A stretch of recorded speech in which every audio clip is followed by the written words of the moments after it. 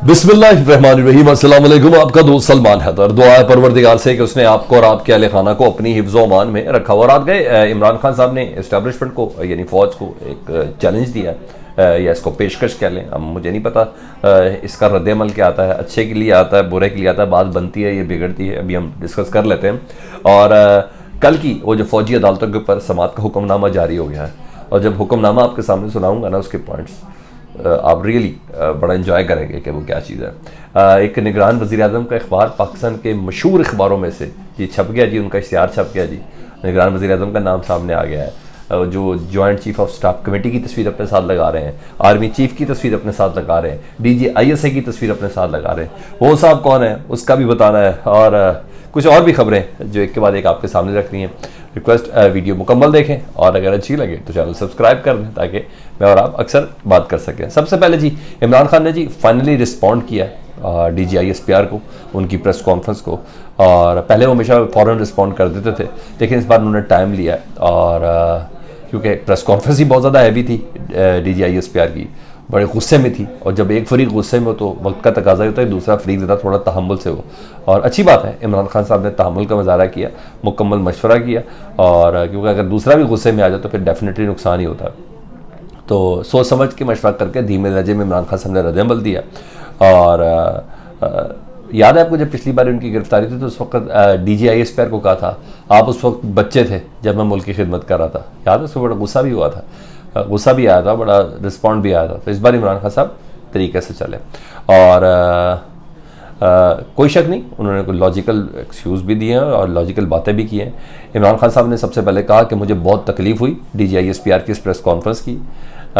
तो मुझे इतनी तकलीफ हुई तो मैंने सोचा कि मैं अपनी कौम के सामने 2-3 नुकात रख दूँ, और चैलेंज किया, पेशकश की उन्होंने कि कौम के सामने ये कहा उन्होंने कि जो आपके पास है, यानी सीधा फ़ौज को बोला, इस्टेब्लिशमेंट को बोला कि जो आपके पास सबूत है वो आप ले आएँ, और जो मेरे पास सबूत है वो मैं ले आता हूँ। ओपन कौम के सामने रख लेते हैं, ट्रायल कौम के सामने कर लेते हैं, बता दें, फिर मैं बताऊंगा। जब आप अपने सबूत लाएंगे तो फिर मैं बताऊंगा कि किस तरह मेरे साथ गद्दारी हुई, किस तरह मेरे से झूठ बोला गया, किस तरह छुरा मारा गया। मतलब ओपन ट्रायल पे TV पे चलाए। खान साहब ने ये पेशकश की है, उनको किसी किस्म का कोई डर खौफ नहीं है। खान साहब का ऐसे कई एविडेंसेस मौजूद हैं जिसकी बिना पर खान साहब ये बात कर रहे हैं। साथ साथ इमरान खान साहब ने यह कहा कि इस्टेब्लिशमेंट हमारे लोगों को मिलकर कह रही है कि इमरान खान पर हमने तो कांटा लगा दिया है, तुम किसी और पार्टी में चले जाओ। और ये गिला भी किया उन्होंने। और ये कि दूसरी तरफ से भी मुकम्मल तौर पर कोशिश यही हो रही है कि मेरे पे कांटा लगाने या मेरी पार्टी को ख़त्म करने या मेरे सियासत से निकालने के भी आगे बहुत सी चीज़ें। अहमद मीर साहब ने भी कट्टा खुला हुआ जी, वो भी आपको बताना है वो क्या कह रहे हैं। तो कहा हमारे साथ जाती हुई है, और हमारे लोगों को ये कहा जा रहा है। और फौजी अदालतों के हवाले से भी उन्होंने बात की, रिस्पॉन्ड किया। उन्होंने कहा PTI ने कभी इंतशार की सियासत नहीं की, हमारा ये मौक़िफ़ है कि हमारे खिलाफ साजिश हुई, हमारी हुकूमत ख़त्म की गई, हमारी हुकूमत गिराई गई, हमारी हुकूमत में 17 साल बाद बेहतरीन मईशत चल रही थी। फिर कहा कि मेरा मौक़िफ़ है, एक मेरा मौक़िफ़ है, एक उनका मौक़िफ़ है, यानी फ़ौज का मौक़िफ़ है। तो ये कैसे हो सकता है कि आप मुद्दई हैं ना, यानी आप ही जज हों, आप ही ज्यूरी हों, आप ही एग्जीक्यूशनर हों, सज़ा देने वाले भी आप हों, फैसला करने वाले भी हों, मुद्दई भी आप हों। मैंने कहा आप मुद्दई हैं, आप फरीक हैं, तो आप फैसला नहीं दे सकते, तो फैसला तो कोई जज ही देगा, यानी किसी जज की मौजूदगी में हो तो ये सबसे ज़्यादा मुनासिब है। उधर मैंने कहा अहमद मीर साहब ने भी एक ज़बरदस्त रात गए, जिसे मैं कट्टा ही बोलूँगा जिसे कहेंगे, मगर मुझे इसमें कोई शक नहीं है अगर वह ऐसी बात भी कर लें तो दुरुस्ती मुझे लग रही है, हकीकत के काफ़ी करीबी लग रही है। मैंने कहा Pak government was ready to go into the election, but the establishment doesn't want my 9 mastermind out of election।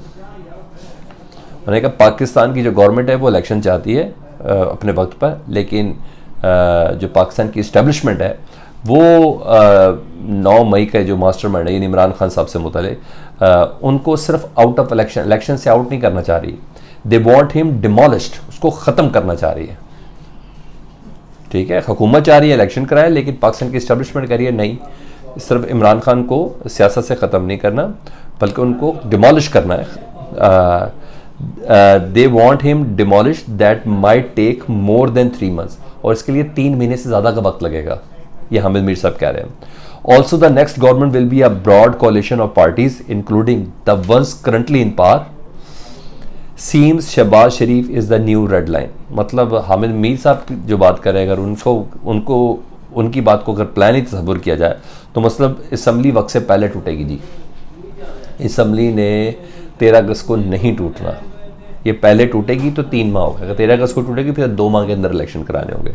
तो ये असम्बली थोड़ा पहले तोड़ने के प्लान में, ताकि अपना पूरा वक्त लिया जाए 3 महीने। तो उस 3 महीने के अंदर, जैसे बकौल हामिद मीर साहब के 3 महीने का वक्त चाहिए इमरान खान साहब को, सिर्फ सियासत से दूर नहीं, इलेक्शन से दूर नहीं, डिमोलिश करने के लिए। और दूसरा उन्होंने बोला कि अगला इलेक्शन डेफिनेटली मौजूदा हुकूमत कोलिशन पार्टनरशिप बनेगा और मौजूदा हुकूमत इसका मेन पार्टनर होगी। Shehbaz Sharif is the new red line, यानी शहबाज शरीफ के समेत होगी अगली गवर्नमेंट। Very good. तो आमिर मीर साहब तो यही कह रहे हैं, तो शहबाज शरीफ मेन आदमी होंगे जी अगली गवर्नमेंट के अंदर भी। खैर काम भी बड़े किए उन्होंने। अच्छा खैर, ख़बरें इकबाल, जी हाँ, रोज़नामा है और उन्होंने सोशल और ख़बर अखबार की भी का इश्तिहार भी और सोशल मीडिया पे ये नाम चलाया जा रहा है कि जनूबी पंजाब की शख्सियत हैं जी और मतवक्का निगरान वज़ीर आज़म है जी मखदूम सैयद तनवीर हुसैन गिलानी, साबिक MNA है, उनका नाम चलाया जा रहा है। और बाकायदा मैं कह रहा हूँ सोशल मीडिया पर टेस्टर के तौर पर भी ये चलाया जा रहा है और बड़े स्ट्रॉन्ग लोगों ने इनको बाकायदा जिसे कहते हैं ना शेयर किया है। और इन्होंने अपने इश्तिहार पे एक तरफ DG joint chief of staff committee general Shamshad, army chief general Asim और DG ISI, इन तीनों की तस्वीरें लगाई हुई हैं जी, उनके इश्तिहार पे लगी हुई है। और इंशाल्लाह निगरान वज़ीर आज़म, ये कह के इश्तिहार चल रहा है मज़ेदार चीज़, ठीक है, देख लेते हैं। ये टीज़र भी हो सकता है, टेस्टर भी हो सकता है, लेकिन बैर ये चल रहा है। मैंने कहा मैं बता दूँ कि आम अखबार होता ना मकामी, तो मैं समझ आता, ख़बर अखबार है तो इसका मतलब है कुछ, ठीक है। और फ़ौजी अदालतों के हवाले से जी रात गई तहरीरी हुक्मनामा जारी हुआ कल की समात के बाद। हुक्मनामा बड़ा इंपॉर्टेंट है। अटर्नी जनरल साहब ने अंडरटेकिंग जमा कराई थी जो, ठीक है, फ़ौज की तरफ से, इस्टेब्लिशमेंट की तरफ से जो चीज़ें थी उसको बाकायदा तौर पर इस फैसले के अंदर शामिल कर दिया गया है। कल की समात का जो फैसला था शॉर्ट नोट उसमें कर लिया गया जी। ज़ेर हिरासत 102 अफराद में से किसी को सज़ाए मौत या उम्र कैद नहीं दी जाएगी। ना ही ज़ेर हिरासत किसी शख्स को सज़ाए मौत होगी, कोई सख्त सज़ा नहीं होगी, ना ही उम्र कैद होगी। ज़ेर हिरासत लोगों से सिर्फ तफ्तीश हो रही है, इस वक्त ट्रायल नहीं हो रहा, ठीक है जी। ये इंश्योर किया अदालत ने अपने फैसले में शामिल कर दिया कि अटॉर्नी जनरल ने जो कहा है हम इसको फैसले का हिस्सा बना रहे हैं। ट्रायल शुरू जब भी होगा, अभी सिर्फ तफ्तीश हो रही है, तो तफ्तीश की कॉपियाँ मुल्ज़मान के वकला को दी जाएंगी। ये इस बात की यकीन दहानी कराई गई है। सख्त तरीन सज़ा नहीं दी जाएगी।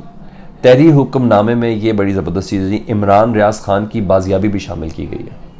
पहले रिक्वेस्ट कर रहे थे अदालत, अब सुप्रीम कोर्ट की तरफ से हुक्मनामे में शामिल किया गया कि इमरान रियाज खान की बाजियाबी को तहरीर हुक्मनामे में शामिल किया गया है। तमाम वसाइल को बरूए कार लाया जाए। अब बाकायदा तहरीरी हुक्मनामा है जी, तो अगली समात में गवर्नमेंट को पेशरफ देनी होगी, अटॉर्नी जनरल ऑफ पाकिस्तान को पेशरफ देनी होगी इमरान रियाज खान के हवाले से।